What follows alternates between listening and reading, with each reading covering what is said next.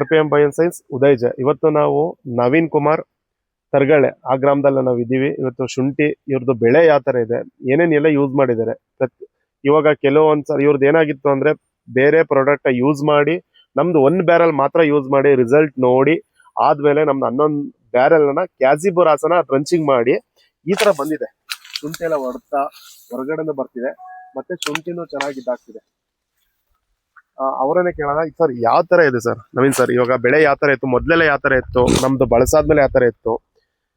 ಈಗ ನೀವು ನಾನು ಬೇರೆ ಸ್ಪ್ರೇ ಮಾಡಕ್ ಇದ್ದಿದ್ದು, ನೀವು ಸಿಕ್ಕಿ ಒಂದಿನ ಫೀಲ್ಡ್ ಎಂಟ್ರಿ ಬಂದು ನಮ್ದೊಂದು ಬ್ಯಾರಲ್ ಮಾಡಿ ನೋಡಿ ಅಂತ ಹೇಳಿ, ಅದು ಮೈಕ್ರೋ ನ್ಯೂಟ್ರಿಯೆಂಟ್ ಯೂನಿಕ್ ಮತ್ತೆ ರಾಸ ಅದೆರಡನ್ನು ಒಂದ್ ಬ್ಯಾರಲ್ ಅಲ್ಲಿ ಈ ಸೈಡ್ಗೆ ವೀಕ್ ಆಗಿರೋ ಜಾಗ ಆ ಕಡೆಗೆ ಕೊಟ್ಟಿದ್ದು.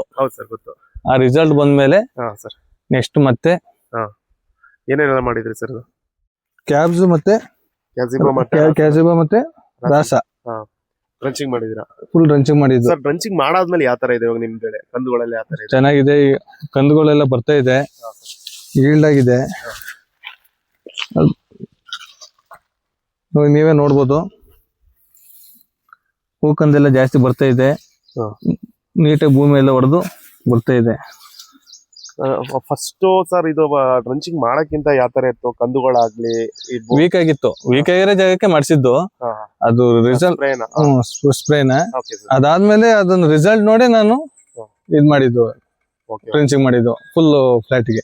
ಸರ್ ನಿಮ್ ಫ್ರೆಂಡ್ಸ್ ಗೆ ಸಜೆಷನ್ ಮಾಡಿದ್ರ? ನಿಮ್ ಫ್ರೆಂಡ್ಸ್ ಗೆ ಒಬ್ರಿಗೆ ಹೇಳಿದ್ರಿ? ಅವ್ರದ್ದು ಯಾವ ತರ ಇದೆ ಡ್ರಂಚಿಂಗ್ ಮಾಡಿದ್ಮೇಲೆ ಬಂತು ಅವ್ರದ್ದು, ಅದು ಗ್ರೀನ್ ಸ್ಟಾಕ್ ಬಂತು. ಅದು ನೋಡ್ಬೇಕು ಅದ್ರ ರಿಸಲ್ಟ್.